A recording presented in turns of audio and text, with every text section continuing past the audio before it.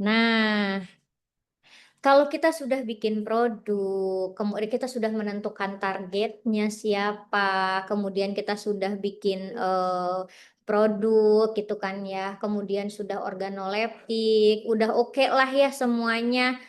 Nah, sebenarnya produk yang kita buat ini visible nggak untuk nanti dikembangkan ke depannya?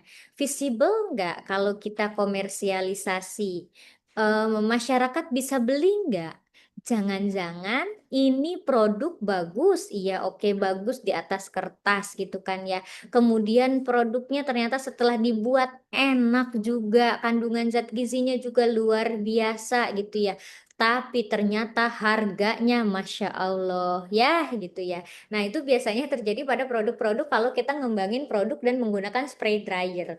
Kalau kita menggunakan spray dryer itu kalau misalkan dalam level riset itu kalau untuk makanan makanan yang pengalaman saya itu 1 liter itu 250 sampai 500 ribu. Sementara untuk randomnya itu paling 5%. Jadi kalau misalkan kita nge-spray 1 liter itu cuman dapatnya sekitar 5 sampai 10 gram lah. Itu udah bagus banget. Artinya kan kalau 5 sampai 10 gram kalau takaran sajinya aja 5 gram, berarti satu produk itu 250 gitu, gitu kan. Nah, itu yang nanti siapa yang akan beli? Apalagi kalau ini ditujukan untuk masyarakat bawah gitu kan. Enggak kok ini ditujukan untuk masyarakat bawah, mereka tidak harus beli. Nanti ini akan disediakan pemerintah. Hey, disediakan pemerintah berarti membebani APBN. Apakah APBN akan sanggup membayar itu gitu ya? Dan apakah pembayar-pembayar pajaknya juga ikhlas gitu ya? Nah, apa tidak lebih baik mencari alternatif produk yang mempunyai kualitas yang sama atau mungkin berbeda sedikit secara hitung-hitungan zat gizi tapi lebih affordable itu ya. Jadi ketika kita membuat produk itu oh oke kita memberikan added value. Dengan adanya tambahan ini, jadi produknya menjadi lebih berkualitas, lebih bagus dari segi zat gizinya, tapi harganya tuh naik signifikan nggak? Gitu ya. Nah, itu yang harus juga pada akhirnya dipertimbangkan. Kenapa sih ahli gizi juga harus mikir itu? Ya, ahli gizi itu ya, kita ngembangin produk itu tuh untuk dimakan untuk memenuhi kandungan kebutuhan gizi pada akhirnya bukan untuk pajangan gitu ya. Jadi kita harus memastikan apa yang kita buat itu bisa dimakan. Oh ini enak kok rasanya. Iya enak rasanya. Enak gak di harganya? Bisa kebeli nggak sama orang? Bisa direplikasi nggak? Bisa dibuat juga nggak di masyarakat gitu kan? Nah itu yang harus dipertimbangkan begitu ya. Nah, itu yang disebut dengan visibility ya, terutama dalam produk pangan intervensi ya. Nah, di sini biasanya kalau level skripsi kita hanya mengestimasi biaya bahan saja yang sederhana. Jadi dari segi bahan baku saja kita tidak memperhitungkan gas yang kita pakai, kemudian listrik gitu kan ya dan lain sebagainya itu tidak. Jadi lebih ke bahan baku saja gitu kan ya. Nah, kemudian biasanya nanti dibandingkan antara formula kontrol dan formula intervensi. Jadi misalkan ada adisi gitu kan ya dengan tambahan kacang merah ini larutan ini jadi gimana sih gitu. Secara hitung-hitungan di atas kertasnya mahalnya mahal banget gak gitu ya worthy nggak nih yang kita lakukan gitu ya. Nah biasanya level skripsi pun hanya mengestimasi biaya persajian ya biaya bahan baku ya persajian. Nanti pada akhirnya kita juga bisa melihat oh kira-kira ini akan dijual sekian walaupun tidak sampai situ ya kalau kita ya lebih ke bahan baku nanti kan kalau misalkan pun ini produk ini skripsi kita gitu kan dibaca oleh orang nah kemudian dibaca oleh pengusaha nah nanti dia bisa mengira-ngira nih oh ini harga kalau harga bahan bakunya aja sudah 20.000 per takaran saji ini gue jual berapa nih? Belum biaya lain-lain gitu kan. Paling tidak misalkan ternyata 25.000 ditambah biaya lain-lain. Nah, Untungnya gimana? Yang beli siapa gitu. Nah, itu yang dipertimbangkan ya. Gitu. Intinya adalah ketika kita mengembangkan produk itu tidak cukup hanya kandungan gizinya tinggi, aktivitas antioksidannya tinggi, hasil labnya tuh bagus banget gitu ya. Tapi ya tadi, realistis gak ini dibuat oleh orang? Kemudian realistis nggak kalau ini dijual? Realistis nggak ini dikonsumsi? Memungkinkan nggak ini kalau direplikasi di masyarakat ya? Atau diterapkan di masyarakat gitu. Nah, itu kita harus berpikir sampai sejauh itu gitu ya, nggak yang cuman bikin-bikin aja. Nah, masalahnya kadang-kadang mahasiswa itu kadang tidak selalu. Ini berdasarkan pengalaman saya ya. Jadi ini apa yang saya sajikan ini benar-benar berdasarkan pengalaman saya, terutama pembimbingan ya, kegiatan pembimbingan selama 10 tahun gitu ya jadi dosen. Nah, kadang-kadang mahasiswa itu cuma fokus ke peningkatan zat gizi saja. Terus dia menggunakan bahan yang mahal gitu kan ya. Ada yang menggunakan bahan yang mahal. Kalaupun dia tidak menggunakan bahan yang mahal, bahannya tuh susah diperoleh. Atau misalkan ternyata biaya operasionalnya tuh tinggi, alatnya itu susah gitu kan ya. Biayanya itu tidak dihitung. Jadi untuk membuat itu, tadi kamu untuk membuat satu takaran saji ini berapa modalnya? 600.000 Bu. Lah, 600.000. Terus kalau untuk yang lain itu di luar biaya lab ya, di luar biaya laboratorium. Nah, itu yang harus diperhatikan, nanti kamu mau jual berapa gitu kan ya, siapa yang mau beli gitu ya. Nah, kadang-kadang juga tidak mempertimbangkan target konsumen. Kalau misalkan kita mengembangkan produk untuk stunting, berarti kan konsumennya kebanyakan kebanyakan tidak selalu itu masyarakat kelas bawah. Bisa nggak dia beli produk yang kamu kembangkan ini kalau harga kamu mahal gitu ya. Nah, dan memang kelemahannya karena kita juga bukan orang ekonomi, nah kadang-kadang untuk kelayakan implementasi juga masih kurang kuat gitu ya. Nah, padahal ketika kita bikin produk intervensi itu kita harus mempertimbangkan berbagai aspek. Aspek ilmiah kita pertimbangkan tadi ada literaturnya atau enggak, kita cara menentukannya tuh bagaimana gitu ya. Dari aspek ekonomi kita juga harus pertimbangkan, aspek implementasi juga kita harus pertimbangkan gitu ya. Dari aspek ekonomi tadi ini biayanya berapa sih gitu kan ya. Kalau dari aspek implementasi ini bisa nggak dibikin gitu kan ya. Jangan-jangan cuman kita doang yang bisa bikin, orang lain nggak bisa ya. Nah, jadi kalau misalkan produk itu bagus secara ilmiah tapi mahal, layak tidak? Kan dalam hal ini belum tentu layak. Kalau misalkan produk murah tapi klaimnya tinggi, mungkin tidak. Realistis tidak, gitu kan ya. Apakah peningkatan zat gizi yang kita buat itu sebanding tidak dengan kenaikan biaya? Jangan-jangan naikin biayanya sampai 100% gitu kan, dari harga yang kontrol itu 5.000 per takaran saji, kemudian dengan after pilihnya itu jadi 10.000, tapi yang naiknya cuman protein 2 gram. Jadi 2 gram itu 5.000 peningkatannya. Ya, mendingan jangan kalau kayak gitu mah, ya. Nah, kemudian kalau misalkan kita bicara bahannya gampang nggak diperoleh untuk bikin itu? Kalau misalkan susah, ya kontinuitasnya juga nanti akan dipertanyakan. Kemudian produknya ini bisa diterapkan nggak di sekolah? Bisa diterapkan nggak di klinik? Bisa diterapkan nggak di UMKM? Nah, itu ya, ketika teman-teman memutuskan untuk mengembangkan suatu produk. Nah, pertanyaan-pertanyaan ini harus muncul tuh di kepala ya. Minimalnya di kepala deh difikirkan, oh iya ini layak kok, oh iya gitu kan. Oh ini bisa kok, realistis, ini sebanding kok gitu ya.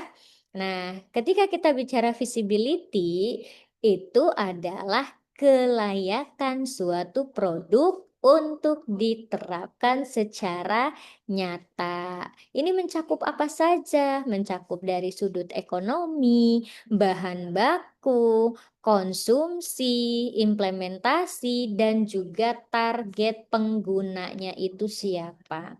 Prinsipnya adalah bukan selalu produk yang paling mahal atau paling tinggi zat gizinya yang bagus, tetapi produk yang baik adalah produk yang realistis, yang dapat diterapkan, yang sesuai target, dan yang memiliki keseimbangan ilmiah dan ekonomi gitu ya. Jadi nggak dari satu sisi saja, dari ekonomi juga dipertimbangkan, nggak cuma dari ilmiah saja. Nah, ya. Nah, visibility itu ada apa saja? Ada visibility ekonomi, ada visibility bahan, ada visibility konsumsi, ada visibility implementasi. Nah, biasanya kita hanya menghitung sampai dengan kalau untuk perhitungan ya itu di biaya bahan ya. Nah, kalau di visibility ekonomi itu kan ada biaya bahan, ada biaya persajian, ada estimasi harga jual, kemudian dibandingkan antar biaya formula. Itu kita lakukan nggak? Kita lakukan ya biasanya. Kecuali nanti yang estimasi harga jual ya, itu tidak kita lakukan.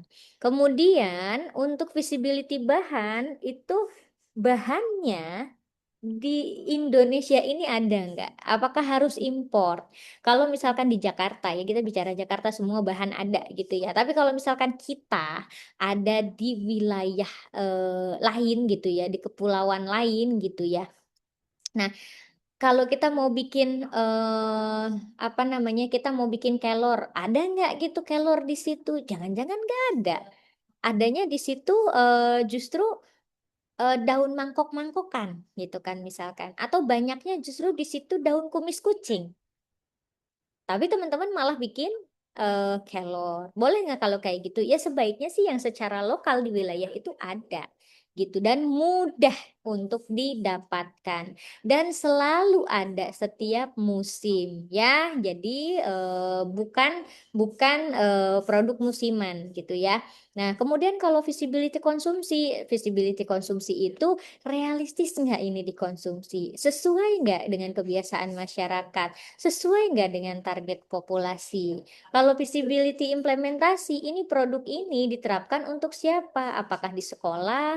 Apakah di UMKM? Apakah di klinik? Apakah di rumah sakit? Apakah ini program intervensi masyarakat atau bukan? Ya, mungkin nggak ini diimplementasikan? Jangan-jangan cuma jadi tumpukan kertas saja ya pada akhirnya.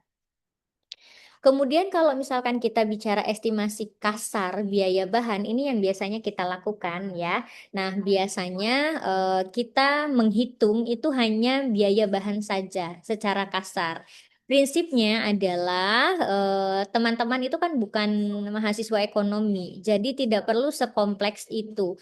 Tapi minimalnya ada gambaran biaya total resep itu berapa sih untuk bahan baku yang dibutuhkan, biaya persajiannya itu berapa sih? Kemudian antara F0 sama F terpilih itu selisihnya berapa rupiah sih gitu ya. Nah, jadi yang dihitung itu biasanya biaya bahan baku, harganya berapa, jumlah bahannya sebanyak apa, kemudian total satu resep itu jumlahnya berapa, baru nanti dihitung per sajian ya. Contoh misalkan tepung terigu 200 gram, 200 gram itu misalkan harganya 3.000 gitu ya. Tepung ubi 100 gram itu 4.500, gula 50 gram itu 1.000. Nah, jadi total biaya resepnya misalkan 8.500.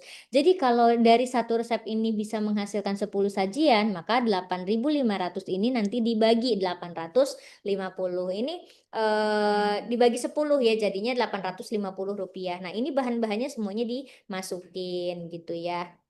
Nah, ini nanti biasanya teman-teman akan diminta membandingkan F0 dan F1. Jadi F0-nya tuh berapa, F1-nya tuh berapa. Jadi prinsipnya adalah zat gizi utamanya tuh apa sih? Nah, zat gizi utamanya apa? Nah, ini kita bisa ngelihat, oh nanti kita lagi ngembangin produk terkait dengan serat nih. Ternyata F0 itu harga persajiannya dihitung dari bahan baku itu 2.000.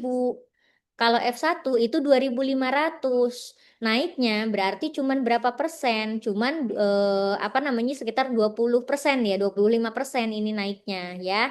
Jadi ini lebih mahal Rp500 dibandingkan dengan F0. Tetapi ketika kita lihat zat gizi utamanya, terutama seratnya bisa meningkatkan sampai dengan 300%. Artinya seratnya naik 3 kali lipat, padahal harganya naiknya cuma 500. Artinya pengembangan ini worthy nggak? Ya worthy gitu ya. Jadi kita tuh harus mempertimbangkan apakah peningkatan manfaat ini sebanding tidak dengan peningkatan biaya ya. Kalau dalam kasus ini harga naiknya 500 tapi seratnya naik 3 kali lipat, ya berarti worthy atau sebanding gitu ya. Nah, ini ada lagi istilahnya cost per nutrien ya. Nah, untuk yang kasus yang tadi nih contohnya F0 itu harganya 2.000 ya. Proteinnya itu 4 gram. Jadi F0 itu harganya 2.000 per takaran saji.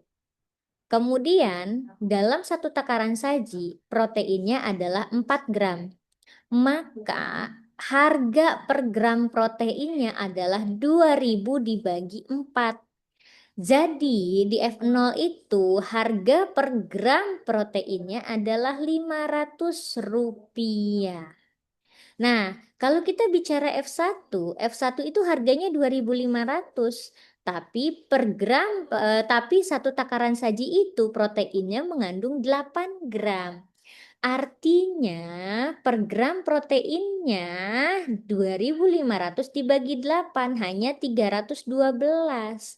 Artinya apa? Walaupun harganya secara keseluruhan F1 itu lebih mahal, tapi per gram proteinnya ini jauh lebih murah. Ya, kurang lebih menjadi ini 312, kalau yang ini 500 gitu ya. Ya, jadi walaupun tadi F1 lebih mahal, tapi untuk yang protein itu lebih ekonomis. Itu disebut dengan cost per nutrien gitu ya. Nah, lalu ketika kita bicara ketersediaan lokal, kenapa sih ketersediaan lokal itu menjadi penting? Karena produk itu akan sulit diterapkan kalau bahan bakunya susah dicari. Kalau misalkan harus import, apalagi kalau misalkan harus melewati Selat Hormuz ya. Kalau ada perang dikit udah kita nggak dapat supplier gitu ya. Kemudian kalau produknya musiman itu juga nanti kalau lagi musim kita produksi, kalau lagi nggak musim nggak produksi gitu ya. Kan nggak mungkin kayak gitu ya. Atau misalkan produknya tuh tidak stabil, maka ketika kita mempertimbangkan ya kita mempertimbangkan bahan tertentu untuk menjadi bahan pangan yang akan kita olah. Nah, kita harus mempertimbangkan bahan-bahan hal-hal yang tadi dia mudah nggak untuk didapatkan, dia ada nggak tersedia, mudah nggak diakses gitu ya. Contoh kalau tepung ubi itu kenapa sih kita pakai tepung ubi? Oh, lokal, dia banyak. Kalau misalkan chia seed dia impor, maka dia lebih mahal. Kalau buah musiman itu tidak stabil biasanya. Nah, artinya gini, semakin bahan itu mudah untuk diperoleh, maka potensi implementasinya juga semakin tinggi gitu ya. Nah, ketika kita bicara target harga jual, produk itu harus sesuai target konsumen. Kalau misalkan kita bikin produk anak sekolah, ya kita harus mempertimbangkan juga kemampuan daya beli si anak sekolah itu. Uang jajannya berapa sih mereka gitu ya. Jangan sampai uang jajannya rata-rata 50.000, kita bikin produk harganya 100.000 gitu ya. Kemudian juga kalau misalkan untuk masyarakat umum maupun UMKM itu kan kita harus perhatikan daya beli mereka itu nyampe nggak ke situ ya. Nyampe nggak target kita itu dengan apa namanya daya belinya ya. Nah, contoh misalkan intervensi harganya 25.000 per sajian, targetnya anak sekolah, realistis atau tidak? Realistis.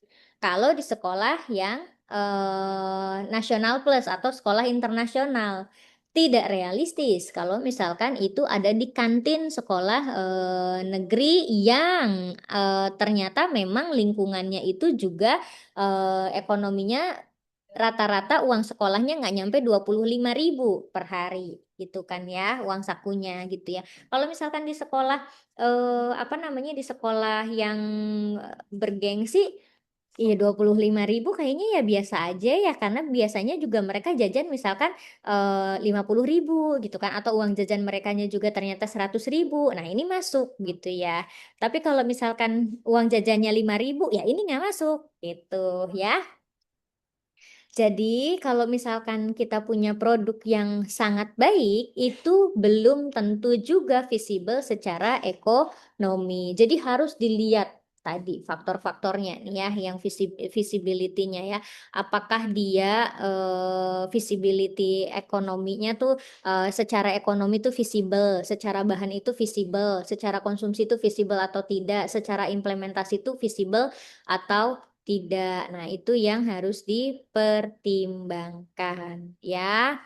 Nah, kemudian ketika kita mau mengimplementasikan itu eh kita bikin produk ya. Kita kategorikan produk itu baik kalau misalkan dia bisa diterapkan di sekolah bisa, di puskesmas bisa, di klinik bisa, di rumah sakit bisa, di komunitas bisa gitu ya. Nah, kemudian produknya ini mudah tidak diproduksi, oh ternyata mudah. Realistis tidak biayanya, oh ternyata realistis. Ternyata masyarakat umum juga mampu untuk beli dan mudah diperoleh. Maka itu kita bisa kategorikan produknya itu baik secara potensi implementasi gitu ya. Nah, ini ada beberapa kasus nih, contoh nih ya, contoh.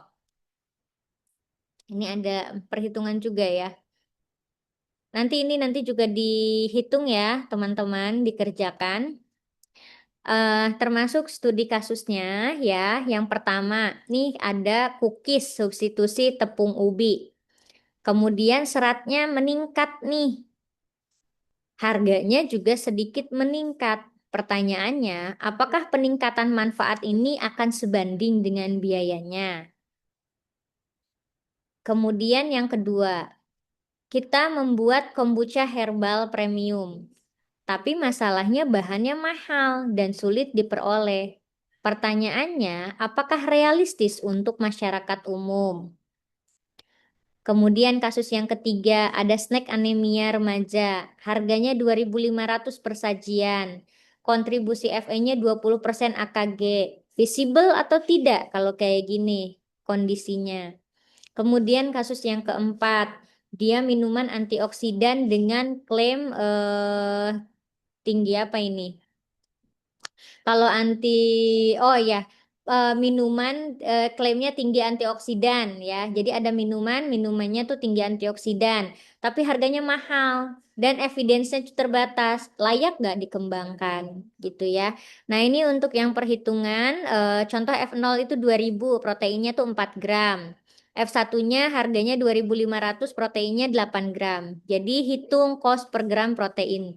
Per gram proteinnya tuh berapa. Kemudian untuk yang produk yang kedua ada cookies tinggi serat, biaya resepnya 20.000, menghasilkan 20 sajian, maka biaya per sajiannya berapa?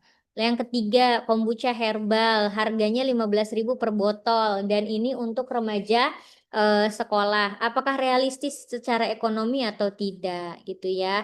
Nah, kesalahan-kesalahan yang sering terjadi itu biasanya lebih ke fokus pada peningkatan zat gizi, kemudian tidak menghitung biaya, kemudian menggunakan bahan yang terlalu mahal, tidak mempertimbangkan target konsumen, dan juga tidak mempertimbangkan implementasi secara nyata. Kesimpulannya, ketika kita bicara visibility, visibility itu merupakan bagian yang penting dalam pengembangan produk pangan intervensi. Dan produk itu harus realistis secara ekonomi dan juga secara implementasi.